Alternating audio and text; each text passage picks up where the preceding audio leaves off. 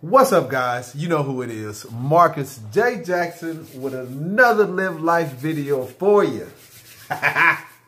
All right, number 57. Okay, we're going to go into the mindset of an abuser. All right, into the mindset of an abuser. Okay, we're going to kind of break down the belief system, if you will, of the abuser. All right.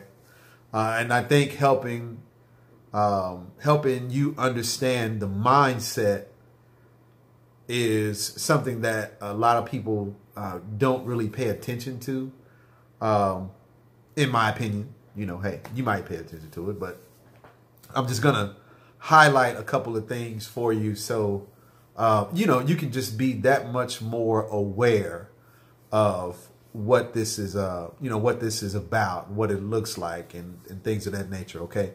So, just be mindful, you know, take this information, and do with it what you will. All right. If you see any value in this information, please share it, because you never know who you may be helping out. You know, that you might be the person to share the information and they come to an epiphany and you change their whole life. Okay. So please, if you find any value in this information whatsoever, please share it. You know, let people know that I'm on here just about every night from 12 a.m. I'm available every night from 12 a.m. to 2 a.m. So if you don't see a live, you're still able to call me at 469-626-7486. I'm available for phone calls. If I do not get back to you, please leave me a message. All right. Or shoot me a text message. I answer my text messages. I also answer my email as well as my inbox. Okay. And you can also always book a session on marcusandfoxy.com. That's my website, and feel free to reach out to me on there as well. Let me put my resources up. As you know, it is Domestic Violence Awareness Month. And I always kind of want to share the information of whatever's going on this month. I started with the whole suicide awareness last month because a buddy of mine I spent some time in the military with decided to take his own life. I just felt compelled to, you know, do some suicide prevention and awareness, and to share some things to look out for. And, you know, that just kind of led into the next thing, which was the following month, Domestic Violence Month. And the information basically goes hand in hand. So if you are in danger of hurting yourself or anyone else, please stop this video, go to your phone and call 911 and get you some help immediately. All right.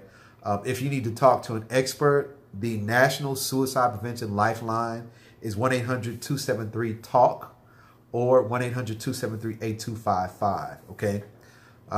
If you are in a violent situation, please call 911 and get you some help. If you're in a domestic violence situation right now, get you some help immediately. That contact number is 911, of course, but the National Domestic Violence Hotline is 1-800-799-SAFE. All right, or 7233. All right. They also have a chat. It's thehotline.org. All right. They have a chat available 24/7. And like I said, they have the experts there that can help you out. So please feel free. The suicide, I want to say suicide.org.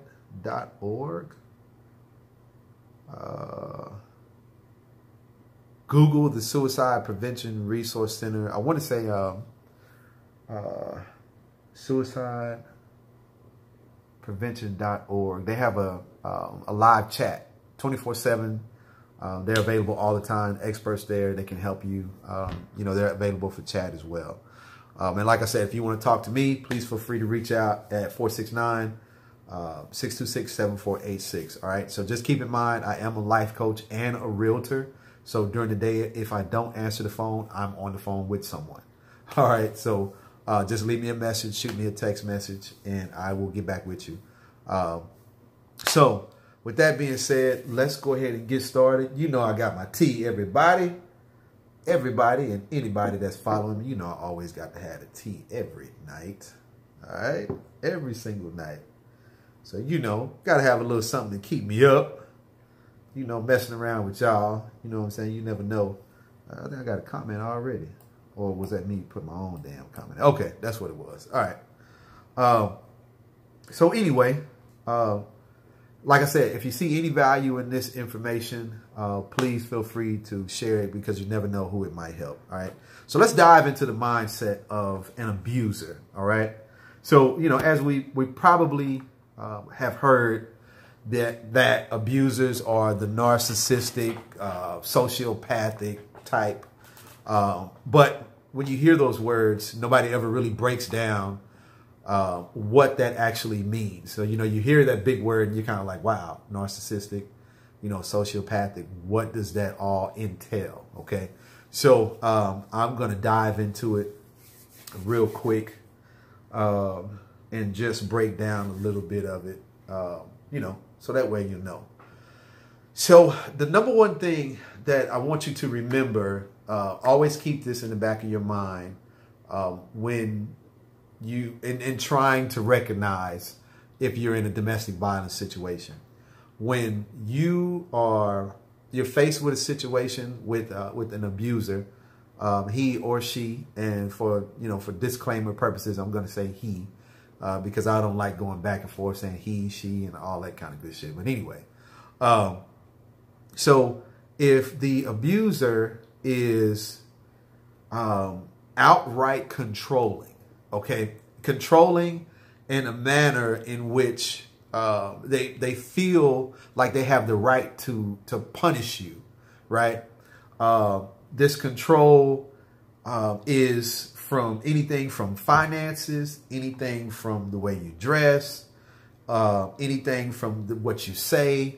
I had a client one time who her husband, this young man, was so insecure that whenever they were out, he would tell the young lady if she laughed or if she engaged in conversation with the other parties that were there, he would say, you know, cut it out. Afterwards, he would say, cut it out. You know, you embarrass me. Or he would pull her to the side, you know, go to the bathroom or just pull her away from the table if they were out eating. And he would tell her some shit like, you know, you're embarrassing me. Don't say this and don't say that. You know, the way you laugh embarrasses me. And I'm like, wow, that is a very, very insecure young man. And you need to, you need to be very, very cautious about further proceedings with him because he's very insecure. And insecure men can lead into lead you into some very dark places.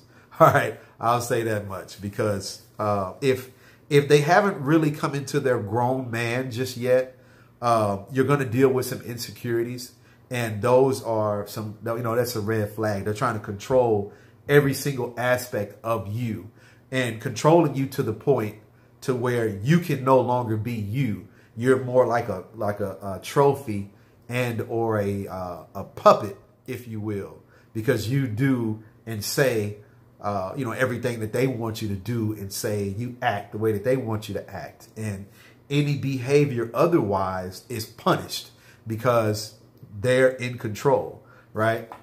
So, and I just share a quick story. That's kind of, I was very, very controlling with my first wife, very controlling. And I just got off of active duty in the Army, and I was used to structure, controlled, used to my life being controlled. So I brought that out in my relationship with her and, in our children. And when I had the big epiphany of the unveiling or the revelation of religion and how the things affected our life, and my entire belief system changed.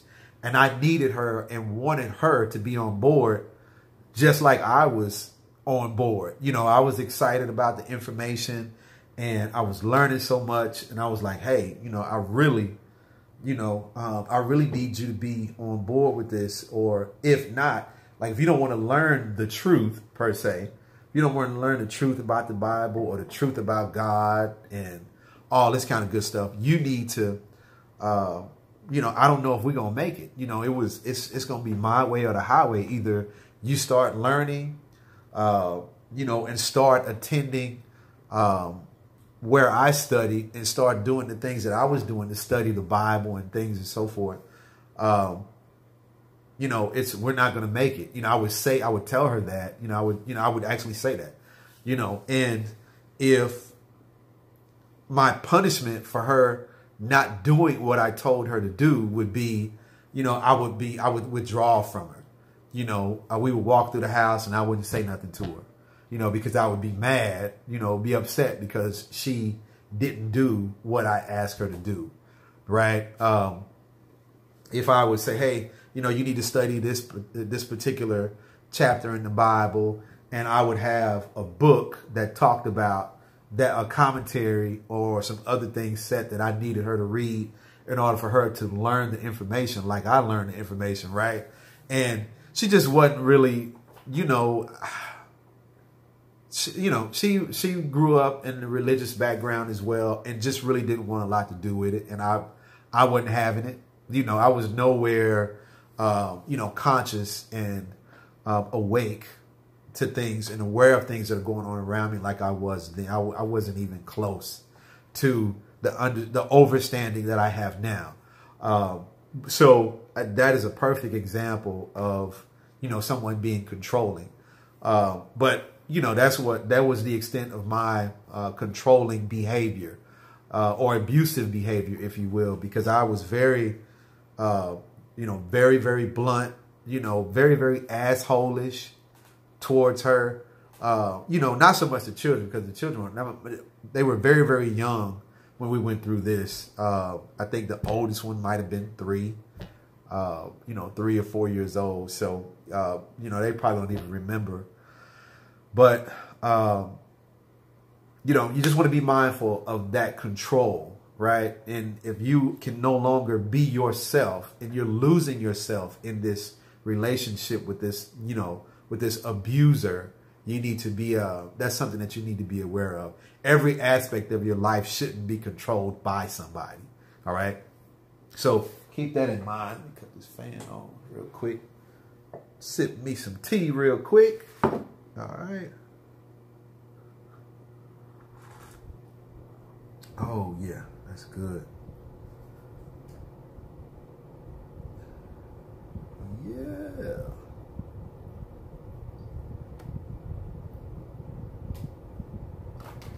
All right. So,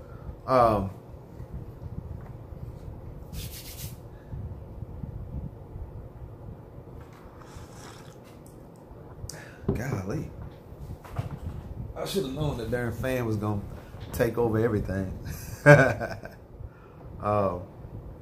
So anyway, that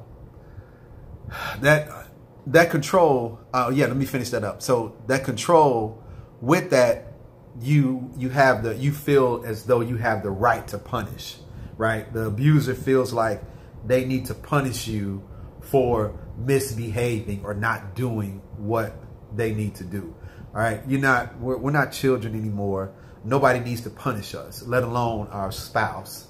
Okay, that's not, we're beyond that.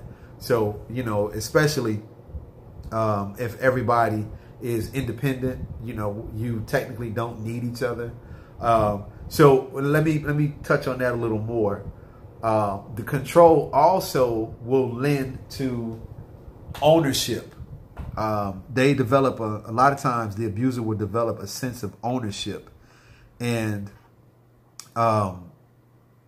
they will own, they feel like you're your property, right? Which will kind of go into my next point, them feeling like they're your superior, right? They're superior. There is no equal, right? So there isn't an equal playing ground. They are the superior, which is my second point, right? So there's a sense of ownership in controlling, right? And you can't feel a certain way about and they tend to kind of isolate you from your family and friends and things of that nature, right? Because they feel like they own you. I'm married to you, you belong to me. And they will even throw Bible verses at you, saying, we're supposed to be, man and woman and, till death do us part. So, if I can't have you, nobody can, right?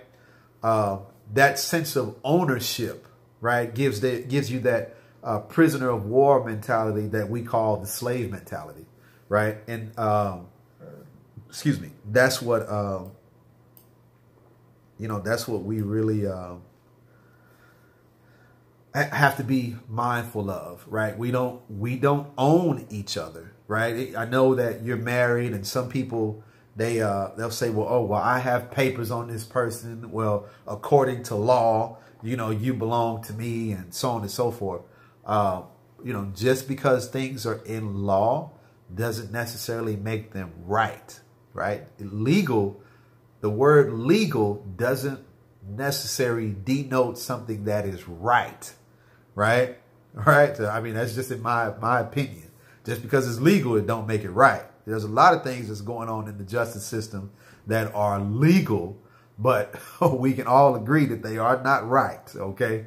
So, that's where I'm going with that. Let me see. Charles Wood says, hey, what's going on, man? Some of us as men don't understand that withdrawing from a woman can create a sense of abandonment because we are programmed to be emotional. It will create a void that we overlook, and the absence becomes commonplace, normal, comfortable, neglect, abuse. Took me back, brother. I made that mistake. Important point. Yeah, man. I did it. I can't. Let's see. Is that ownership mentality a mistake we both make? Find the biblical scriptures to support our stance. Well, it's not a mistake per se. The ownership, as in the controlling part of what you would deem a hierarchy, maybe like in the military, you have a mission, you follow orders, and that's pretty much it. You do what you're told when you're told, and that's pretty much the cut and dry. That's it. And that's basically how some of us treat our spouse, and or our significant other. We treat them as if they're property. They can't do anything. And, unless it's for you, unless they are appeasing you, it's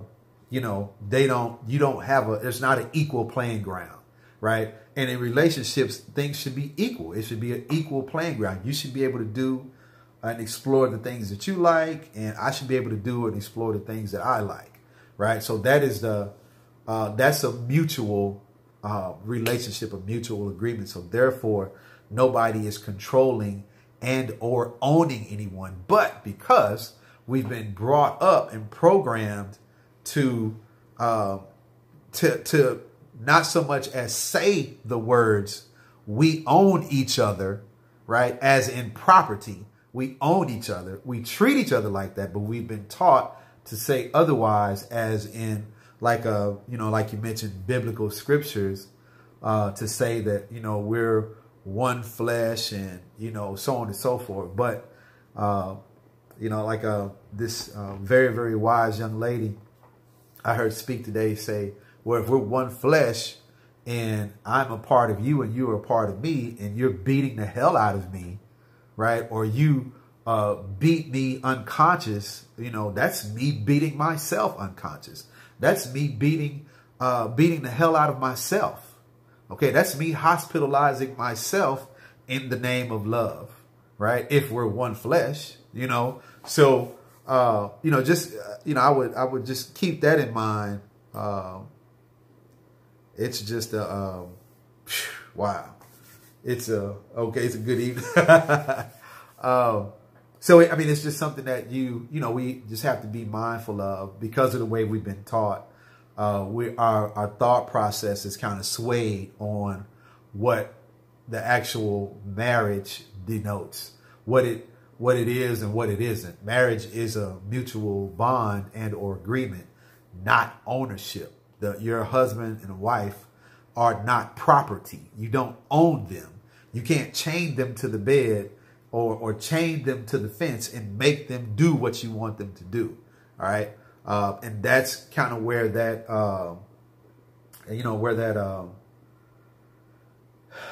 where that fits, that's kind of where that fits in, that, everything is, it's all me, right? It's, I control everything. There is no equal to me. I'm the top dog. I make all the decisions. Everything I say goes. All right. So that's something that, you definitely want to be mindful of.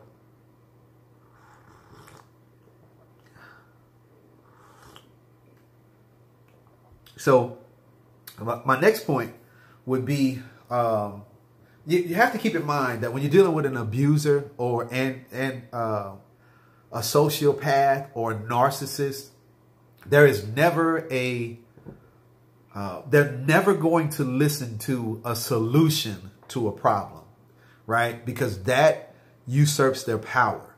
Okay, that it would be pointless for them to listen to you give a reason and or an excuse or a solution to any of the problems that are going on, because that takes away their power, right? Or their control. All right. So when you keep that in mind, and that's one of the hardest things to kind of get through to loved ones or significant others who are the abused that are going through an experience like this. They tend to always try to explain or figure out a way to appease the person or present a solution to the person. And that's not what they're looking for, right? It doesn't fit. It's like a train wreck going on in their mind because, why would I listen to you and submit to a solution that you're giving me? I outrank you. I'm higher than you. I control you. So how are you going to tell me how to fix a problem or fix a solution? So they're never going to listen to any kind of solution that you bring to the table or anything that will fix the way that they're treating you. Right. So and that's one of the biggest hurdles that, that I know that I deal with some of my clients. They will, that's kind of like the biggest issue, because they feel like, oh, when I met this person, they were good, wholesome, a great guy or great girl. They would never do anything to hurt me. They were just, you basically met the representative. Okay. And it comes to, you get to a point to where you're in denial. You don't want to believe that there is no solution that you can bring to them that they will understand, right? Because it's a mindset. Right? It's basically their belief system. And the only way that you're going to get by that is you change the belief system. You change the mindset. All right.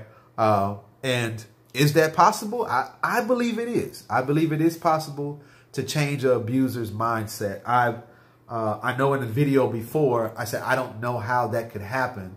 But, the more research I do, and the more I talk to people, I begin to understand that there is a possibility for an abuser to change their mindset or change their thought process. But it's something that, it has to be a complete mental overhaul right? And a lot of people are not willing to go through that. But it is possible. It is possible. I have been able to sit in the audience and listen to a speaker who was a former abuser. And, you know, he was a very, very prestigious gentleman. He was a very, very well-known professional athlete. And he, you know, basically poured, you know, laid it all out on the table and, you know, broke down, you know, why and how he did things and so on and so forth. So, you know, and he says that he's a, you know, changed person, hadn't, you know, been abusive to anybody in over 20 years. So, hey, you know, so it probably is possible.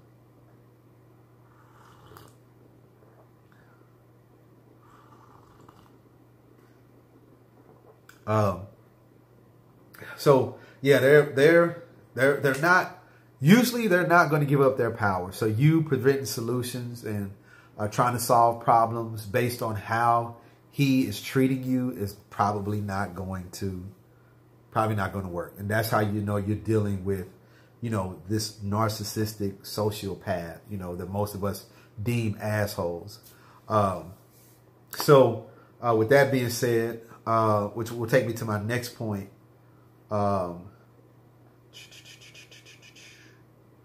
They do have a tendency to demand respect.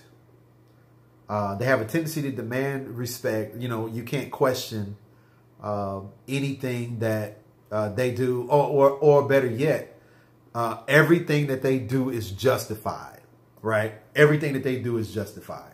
It doesn't matter if they're dead wrong. They will find some kind of way to twist and turn the situation and make it seem like that what they're doing or the way that they're doing something or the way that they're treating you is justified, you know, and then they will even go a step further and make you feel as though you are at fault for making them treat you this way, right? That's something that you definitely want to, you know, keep in your mind, that this is a part of their mindset. This is a part of their belief system. Okay, that's how they are. So you may even hear them say, "You're making me do this," you know, or "Why did you make me do this to you?" You know, after he's, you know, either beat you or verbally abused you or emotionally abused you or in some way, you know, shape or fashion, and then they turn around and tell you, "You made me do this," or you're making me do this to you. All right. So, and it's justified. They will not take responsibility for anything that they do. Nothing that they do is their fault. All right. Nothing that they do is their fault. You're always going to be the reason or the excuse for them to fall back on because you made them treat you this way. All right. So this is another pattern of that narcissistic sociopath type person, which, you know, not all abusers are, you know, narcissistic or sociopaths, or I'm not clumping them all together, but most, all right, a huge percentage, okay, you know, they fit, you know, the category and the things that I'm telling you about. All right.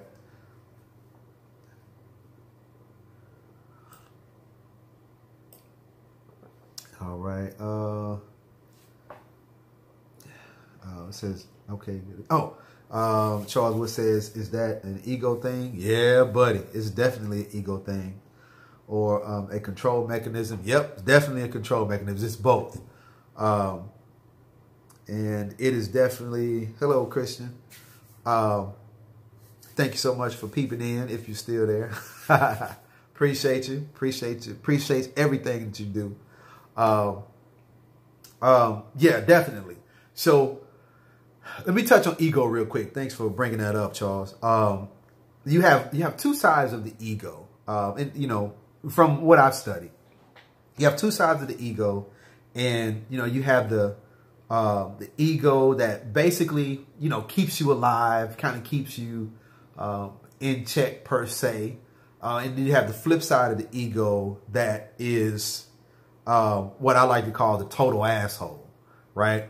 And it is the one that it's the ego that's insecure, the ego that puffs up, the ego that is quick to react as opposed to responding, right? So you have the responsive side of the ego, which is a good way to put it, and the reactionary side of the ego, okay? Which neither of them are in the sense of mindfulness are bad per se, but it lets you know what level you're vibrating on. It lets you know what level you're calibrating on. So if you still are dealing with things of the physical man, then you're going to be on the reactionary side of the ego, all right? Which reactionary side it doesn't require a lot of thought.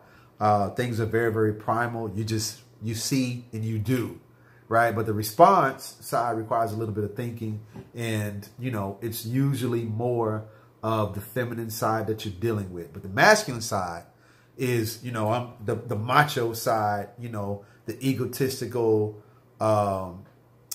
macho, right? So, and that's usually the side that is insecure, controlling, completely irresponsible, and, plays the blame game. So that's where you're going to find most of your narcissistic, sociopathic behavior on the reactionary side of the ego. All right. Hopefully that made sense. But yeah, it's definitely an ego thing. And because of that, they use that behavior as a control mechanism, to do the things that they do. So just to kind of touch on ego a little bit. So definitely, man, appreciate the questions, man, and the comments. I appreciate it.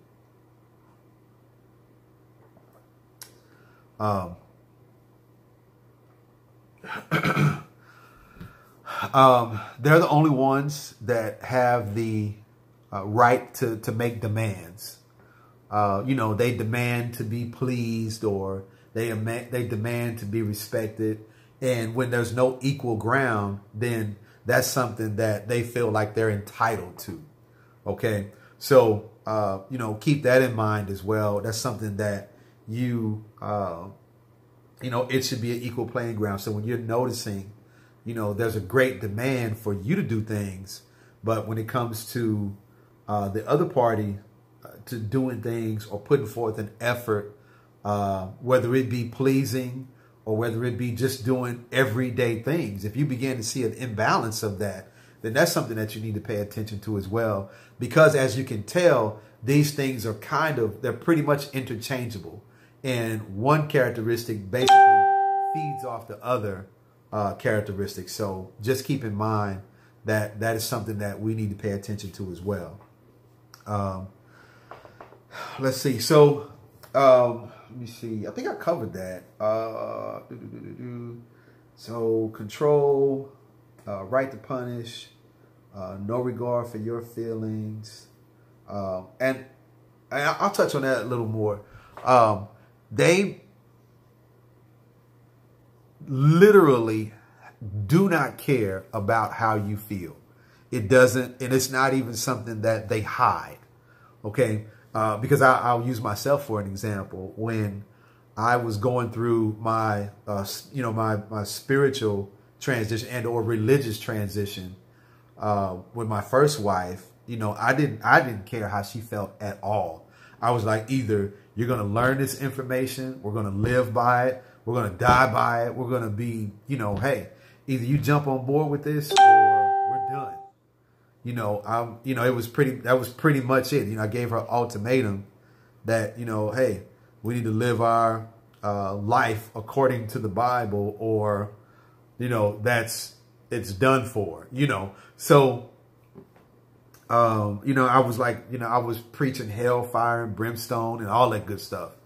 And I had moved my way up into the church, and I was going to be preaching, in the congregation soon. And I had done, I was heavily involved. Right. And, it like it says, knowledge puffeth up. All right. So I was pretty damn puffed up, and I was basically forcing, my beliefs or my newfound beliefs on my wife. And I wanted her, and in my intentions, I felt like my intentions were good, that justifying everything that I do, right? I felt like, hey, I'm doing the right thing. I'm trying to lead my family in the way of God, per se. But, it was, I thought about it, and I'm like, wow, that was very, very abusive behavior. And, I was like, wow, since then, I mean, I've apologized to her since then, and we have an awesome relationship now. But, going through it, man, I was like, wow, I put her through a lot of stress, a lot of turmoil, just a lot of mental abuse. And I shouldn't have done that. I mean, I say that now, but I had to go through that, in order to understand and bring things to fruition today. But yeah, but I had no regard. I had no regard for her feelings. I didn't care how she felt about that. I cared how she felt about, everyday things, but I was adamant on her learning the word of God and living by the word of God and, all this good stuff. And it just didn't, it wasn't something she was ready for, but, I was pretty much forcing it down her throat. And like I said, I didn't care if she liked it or not. It was going to be this way, or it's not going to be anyway. So you have to keep that in mind. And that's another really, really tough thing to understand if you're the abuser. I'm sorry, if you're being abused, because a lot of times you don't even realize that they don't even care about the way that you feel unless you keep in perspective all of the other things that I mentioned, right? And they all kind of, if you see one, you see the other, right? So that's why I kind of broke it down the way that I did, so you can see different, you can see each different concept, but basically the same, up under the same umbrella per se. And it's all controlling, lack of responsibility, demanding, entitlement, just really, really basic textbook narcissistic sociopathic behavior. All right. So, and a lot of, and how to deal with that. So let's just say if you are an abuser and you just so happen to pop on this video, or you click on this video because it piqued your interest in somehow.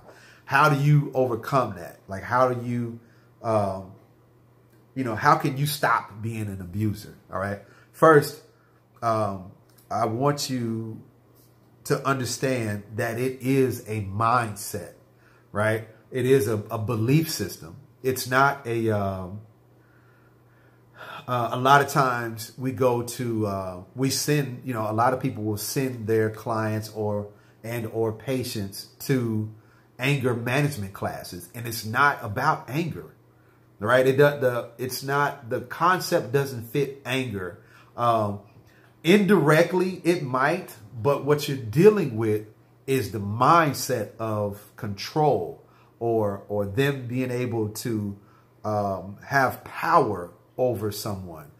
Power and control is what we're dealing with. So you have to tackle the entire mindset, and not just anger as anger is a symptom. All right. But the entire mindset is something that you have to change if you are going to overcome, this abusive type behavior. So mindset, control, and controlling your mind, and learning how to harness your power is going to be the challenge, right? That's what I would invite you to do. I would definitely say get you some help. Find whatever counselor you can work with that won't put you, it's kind of like going to the doctor and, they give you a pill for diabetes, but, you know, or because you're a diabetic, they give you insulin or whatever, but they don't know why you're a diabetic. And they say, well, hey, well, how can I stop being a diabetic? And they were like, well, I don't know. Just take this medicine and it'll help you deal with it. You know, well, I want to get rid of the diabetes. I want to get rid of it. So, but they don't really have, you know, something that helps you completely get rid of diabetes. They give you medicine and just kind of manage it.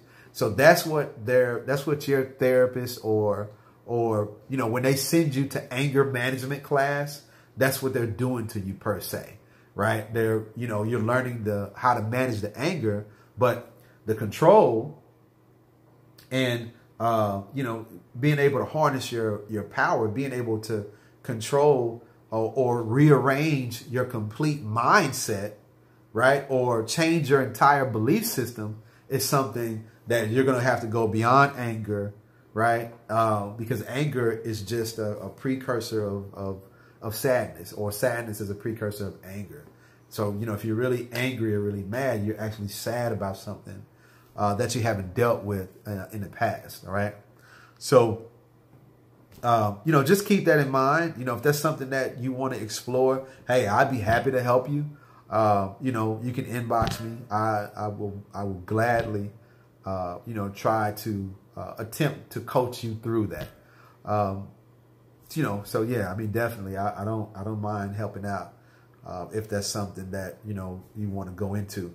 But to the abuser, I'm sorry, to those that are currently in this position, and you clicked on this video and you're like, okay, wow, yeah, I'm in a abusive relationship, right? I would invite you to reach out to the I Speak Foxy page, become a member of that page, like that page, so you can get the postings on there, because Foxy puts a lot of different resources on that page that you can tap into, and it'll go in depth a little bit more about, you know, things to look for in different types of behaviors that, you know, you may not know, you know, exist in your relationship, or you may not see it until, you know, you've actually heard or learned about it. Let me go to the chat real quick.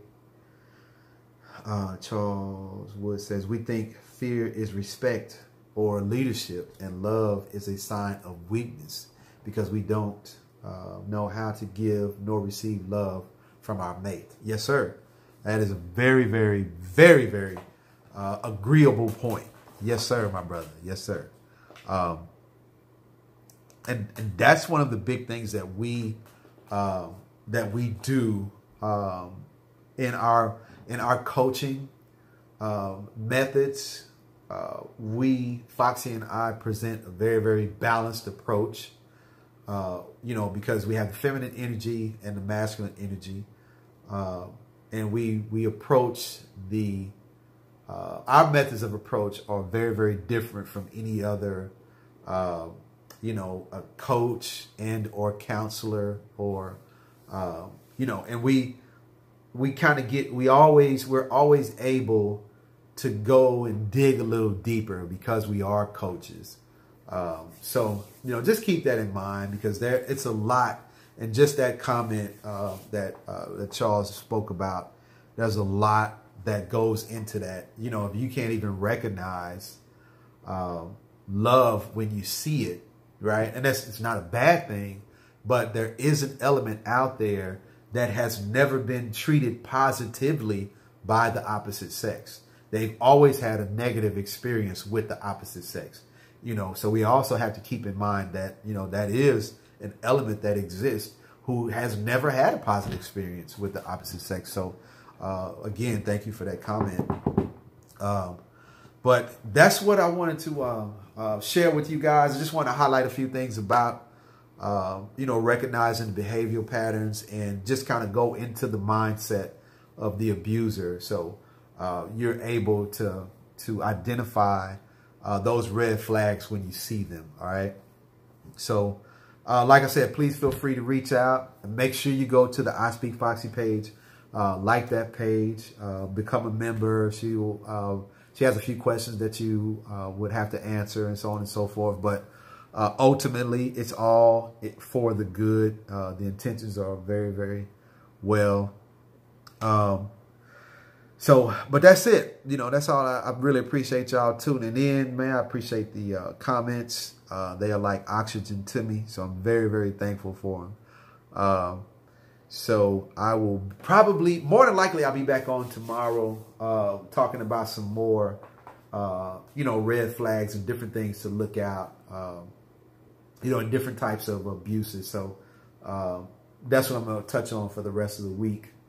And, you know, next week I'll go into something else until, you know, until the October month is over and we are bringing awareness to domestic violence is done with. You know, we should do that 24/7. Oh, by the way, check on your people. All right. Check on your people. Those of you that have people that are in domestic violence situations, those of you who have had the suicide experience or know of people who have had the suicide attempt experience, reach out to them, check on them, you know, just give them a call and make sure they're okay. All right. Just tell them you're thinking about them.